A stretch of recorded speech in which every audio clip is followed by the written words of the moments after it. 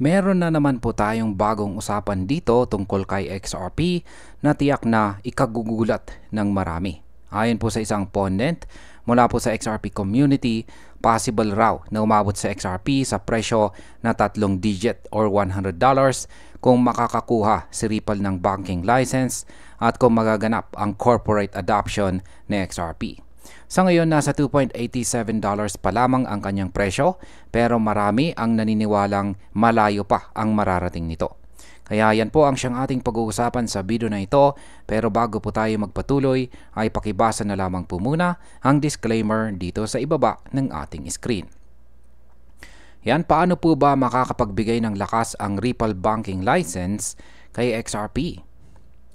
Unang sitwasyon ay tungkol po sa banking license na ina-applyan ni Ripple sa Office of the Comptroller of the Currency.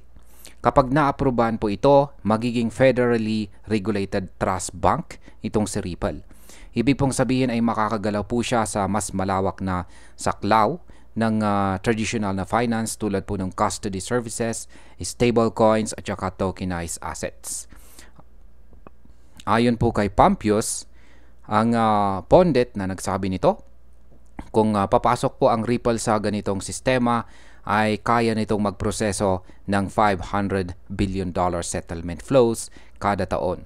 At kung mangyayari po yan, may posibilidad na itulak po niya ang presyo ng XRP papunta sa $50. Ang impact po nito sa market ay sobrang laki. Kapag pumasok po si Ripple sa kategorya po na iilang crypto firms ang may federal trust license, mas lalaki po ang tiwala ng mga institutions. At kapag tumaas po ang institutional confidence, lalakas ang demand kay XRP. Kapag lumakas po ang demand, tiyak na aangat din ang kanyang presyo. Pero may kontra rin dito.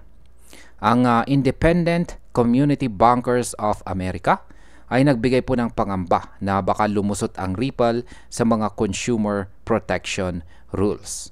Kung magkaroon po ng matinding opposition, pwede pong ma-delay or hindi po maaprubahan ang kanyang lisensya. Kapag ganito po ang nangyayari, tiyak na makakaramdam po ng pressure pababa sa XRP. Ngayon ay pwede bang dalhin ng corporate adoption sa XRP sa presyong $100? Ayan, ang ikalawang sitwasyon naman ay mas malaki ang saklaw.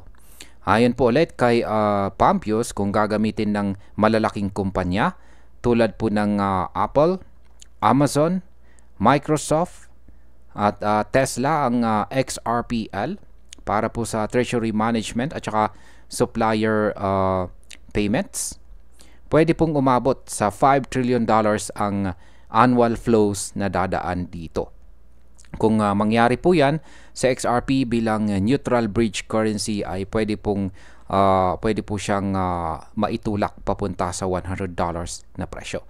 Ito ang dahilan kung bakit maraming XRP holders ang naniniwala na may malawak pang potensyal sa XRP. Pero tandaan po natin na hanggang ngayon wala pang major multinational corporation na nagsasabi pong gagamit sila ng XRPL para sa ganitong operasyon. Mayroon ng ilang mga mas maliliit na kumpanya tulad po ng Vivo Power at saka Trident Digital. Yan, Trident Digital na naglaan ng milyong-milyong halaga kay XRP bilang bahagi ng kanilang treasury or payments. Kung iisipin po natin, parang patikim pa lang ang ginagawa ng mga kumpanyang ito. Ipinapakita po nila na gumagana ang modelo pero hindi pa nasa scale na makakapagdala ng global impact. Ngayon ay ano naman ang papel ng regulasyon dito? Napakahalaga rin po ng regulatory clarity dahil noong July 2023, idiniklara ng SEC na ang secondary trading ng XRP ay hindi po isang security. Ang ruling na ito ay nagbigay po ng mas malinaw na daan para sa mga kumpanya at investors. Ang impact ay pwede pong tumaas ang corporate interest dahil hindi na po ganun kalaki ang legal na panganib or risk. Yan bilang panghuli. Kung babasahin natin ang dalawang sitwasyon, masasabi nating oo, posibleng umabot sa XRP sa presyong $100. pero hindi pa ito sigurado. Ang $50 ay mukhang mas realistic kung makukuha po ng Ripple ang banking license dahil may konkretong proseso at application na nangyayari ngayon. Ang $100 naman ay mas visionary dahil nakadepende po ito sa corporate adoption ng malalaking kumpanya na hanggang ngayon ay wala pang opisyal na plano. Kaya masasabi ko po na ang $100 ay hindi imposible, pero kailangan muna na XRP ng mas malalim na adoption at suporta mula sa traditional na finance at saka corporate sector.